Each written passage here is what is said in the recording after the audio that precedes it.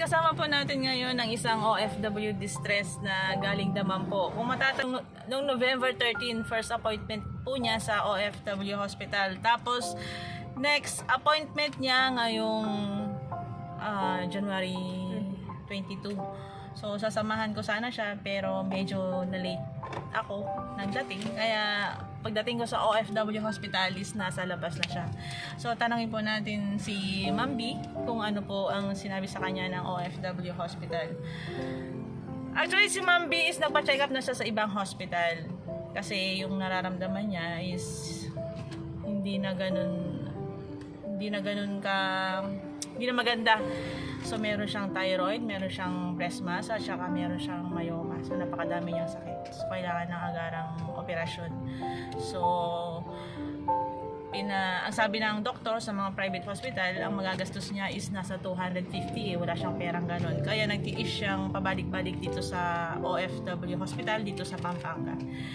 So, Ma'am B, yun ang sabi sa'yo ng OFW Hospital. Ayun po, sa laboratory lang ako ngayong araw na to. Tapos, babalik po ako sa February 5 para basahin ng doktor yung result ko. Yung pinagawa ko sa private hospital, tsaka po yung laboratory ko ngayon.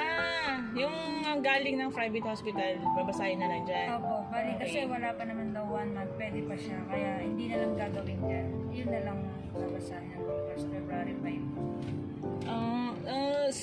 Galing ka pa ng Laguna, di ba? Opo. So, anong oras ka nagbiyahe sa inyo? 5 p.m. po, umalis na ako doon. Bali, nakarating ako dito sa Dao, 9 p.m. 9 p.m. Dao. Tapos dumiretso ka ng OFW Hospital, no? Diretso na po ako, nakarating po ako doon ng 9:30. Oo, hindi mo ko inantay. Sabi ko sa Dao tayo magkikita. So, yung patient ko. Nauna ng OFW Hospital. Mahirapan kayo. Tsaka Okay. mauna rin ako sa pila, ganun. Kasi ang 2 a.m. pa lang po may nakapila na talaga siya. Bali ako yung number 1. Kasi 9:30 nandun na ako. Tapos, next appointment mo kailan ulit? February 5 po. So, hindi ka ba naman napagod? Pabalik-balik ka ng OFW Kung Hospital? saan Tagalaguna ka po, pa? sobra. Kaya lang, tiyaga lang kasi dito yung libre, ganun.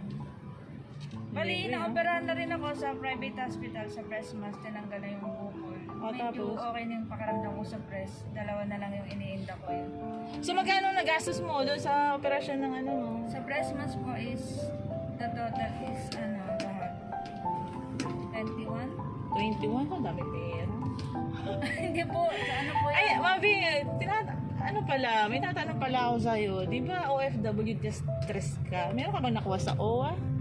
Wala pa po yung makakaabilo ko ng 10K. Hanggang ngayon, wala pa rin. Ongoing na daw sa cheque. Pero hindi po sinabi kung kailan. Okay. Dapat po yun is 40K. Kaya lang yung OWA ko, pag uwi ko, nauna pa sa akin na-expire. Kasi yung agency ko, binayaran agad. Di pa ako